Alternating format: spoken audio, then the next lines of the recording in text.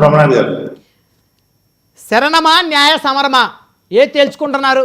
క్షమాపణ చెప్తారా, లేకపోతే న్యాయ పోరాటానికి మరి లీగల్గా యాక్షన్ తీసుకోవడానికి నారా లోకేష్ గారు సిద్ధమయ్యారు? సో ఇప్పుడు ఏం చేయబోతున్నారు జగన్మోహన్ రెడ్డి గారు? ఈ సినిమా డైలాగులు వాళ్ళ మామగారు గారు చెప్పానండి, ఆంధ్రప్రదేశ్ ప్రజలు వినరు. అయ్యి వాళ్ళ మామ వాళ్ళిద్దరు రూమ్ లో కూర్చొని చెప్పుకుంటే బాగుంటది. ఆయన ఒక రకంగాను, దాని వేరే విధంగా. అంటే నా నోటితో నేను చెప్పలేను. ఆయన ఆల్రెడీ సర్టిఫికేట్ ఉంది ఆయనకి, ఆయన ఒక రకంగా చెప్తాడు. ఈయన ఆయనకి మరి ఆయన నేర్చుకుంటాడా లేదంటే ఆయనకే నేర్పుతాడా అనేది వీళ్ళిద్దరు చూసుకోవాలి. అవి అభ్యంతరకరమైన వ్యాఖ్యలు కదా.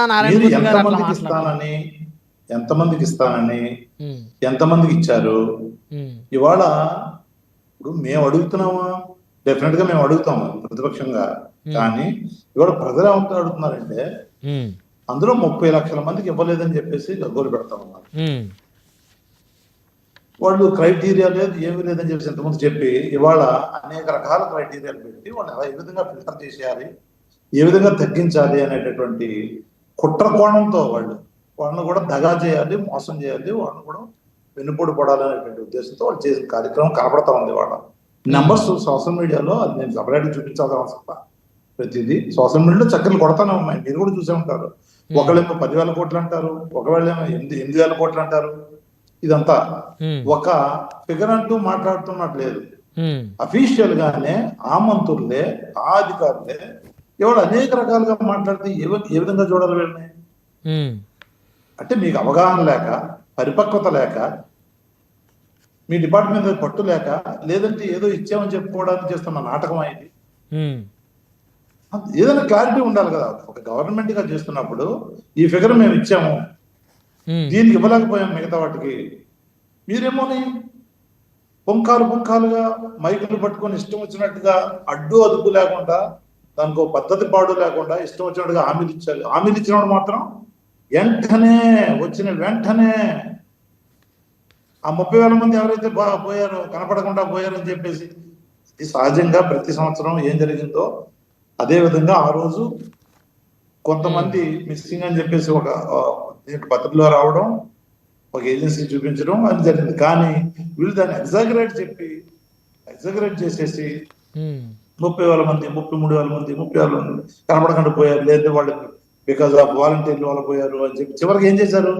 ఒక్క బార్ల పడ్డారు. పార్లమెంట్ సాక్షిగా కేంద్ర హోంమంత్రి కానీ, లేదంటే కేంద్ర మంత్రులు కానీ, కేంద్ర ఏజెన్సీలు కానీ ఏం చెప్పాయి? నోరు మూసుకుని ఉన్నారు. దాన్ని మళ్ళీ మాట్లాడడానికి కూడా వాళ్ళకి మొహం చల్లక నోరు మూసుకుని ఊరుకున్నారు ఆ రోజు. మరి ఏమైంది? 30,000 మంది తీసుకొచ్చాడా? చెప్పాడు కదా. అంటే ఒక మాట చెప్పేసి పబ్బం గడుపుకొని మోసం చేసి ప్రజల్ని రెచ్చగొట్టి ఉద్వేగాన్ని గురి చేసి ఓట్లు పొంది తర్వాత మనల్ని ఏం పీక్కుంటారులే వాళ్ళు అనే పద్ధతిలో పోతున్నారా మీరు? అది ప్రజాస్వామ్యంలో కరెక్ట్ కాదు.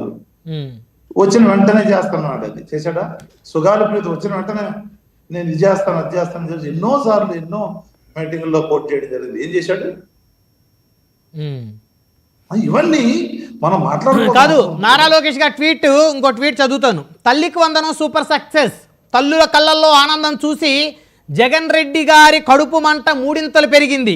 మరోసారి తన విషపత్రికలో ఫేక్ ప్రచారానికి తెరలేపారు. 6 కంటే ఎక్కువ పిల్లలు ఉన్న తల్లులు లేదా అనాథ శరణాలయాలు ఉంటున్న పిల్లలకు ఇంకా డబ్బులు జమ చేయలేదు. గ్రామ సచివాలయం లేదా వార్డు సచివాలయం సిబ్బంది ఫీల్డ్ వెరిఫికేషన్ చేసిన తర్వాత మాత్రమే వారికి నిధుల విడుదలవుతాయి. దొంగ లెక్కలు డబ్బులు కొట్టేయడం మీ బ్రాండ్ జగన్ రెడ్డి గారు. మీ పాలనలో జరిగిన అవినీతి అక్రమాలే అందరూ చేస్తారనుకుంటే ఎలా? మాది ప్రజాప్రభుత్వం, తప్పు చెయ్యనివ్వం. జగన్ రెడ్డి గారు కడుపు మంటగా ఉన్నట్టుంది, 2 ఈనో ప్యాకెట్లు పంపిస్తాను వాడండి, కాస్త కడుపు మంట తగ్గిద్ది. ఇది ఇప్పుడు ఆ ట్వీట్ చదివిన తర్వాత ఏమనిపిస్తుందంటే వీళ్ళు చేసే దొంగతనాలు బయటపడతాయేమని చెప్పేసి ప్రతిపక్ష నాయకుడి మీద ఒక ట్వీట్ పెడితే దాన్ని డైవర్ట్ చేయొచ్చేమో, డైవర్షన్ వీళ్ళకి అలవాటు, డైవర్షన్ పాలిటిక్స్, డైవర్ట్ చేయొచ్చేమో అనేటటువంటి ఉద్దేశంతో చేసిన దానిలో కనపడుతుంది. వీళ్ళు కొట్టేసే డబ్బులకు కానీ, వీళ్ళు ఇవ్వలేని డబ్బులకు కానీ, వీళ్ళు చేస్తున్న అన్యాయం కానీ, వీళ్ళు చేస్తున్న మోసాలకు కానీ తల్లికి చేసేదాన్ని తప్పించుకోవడానికి దాన్ని ప్రత్యేకంగా దాని గురించి మాట్లాడిన విషయం కనపడతా ఉంది. ఉమ్, మీరు మీ ఎల్లో మీడియానే, మీరు ఎల్లో మీడియా అంటారో లేదు పచ్చ మీడియా అంటారో ఏదో అనండి, మీరు మీ వెబ్సైట్ అఫీషియల్ వెబ్సైట్ లో 12 మందికి ఒకే ఇంట్లో వచ్చేయండి ఎలా రాశారు మీరు చూడండి, ట్వీట్ చేయండి. ఉమ్.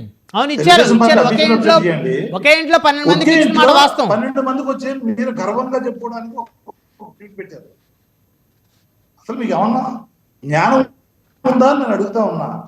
మతి ఉండే మాట్లాడుతున్నారా, మతి భ్రమించి మాట్లాడుతున్నారా? అంటే కాదు ఇవ్వకూడదా? అంటే ఒక ఇంట్లో కదా. ముగ్గురు తల్లులకి ఒక్కొక్కరికి 4 పిల్లలు 12 మందికి ఇచ్చామని చెప్పేసి చెప్తున్నారు అన్నమయ్య జిల్లా ఆ అది ఏ జిల్లాలో. విధంగా ఏమంటాడు మరి అలా అయితే? మరి యారు గురించి ఏమంటాడు ఉమ్, అంటే ఇది ఏదైనా క్లారిటీ ఉందా అన్నా? అది మీరు చెప్పాల్సిందిగా అగత్యం పట్టింది వీళ్ళకంటున్నా. అంటే ఇవ్వకూడదనా? ఎక్కువ మంది పిల్లలు ఉంటే ఇవ్వద్దంటారా మీరు? నాకు అర్థం అవట్లేదు మీరు ఏమంటున్నారు. నేను మీరు ఏ విధంగానూ కూడా వీళ్ళు అవగాహన లేకుండా ఉమ్, ఏదో చేసేసినట్టుగా ప్రచారం కల్పించుకుందాం అనేటటువంటి ఆ ధ్యాసలో చేసినట్టు కనపడుతుంది. కానీ ఉమ్, ఒక నిదానంగా బాధ్యతాయుతంగా ఒక అవగాహనతో ప్రజలకు బాధ్యత వహిస్తూ చేస్తున్న స్టేట్మెంట్ల కనపట్ల నీకు డబ్బు కొట్టుకోవడం ఏంటి?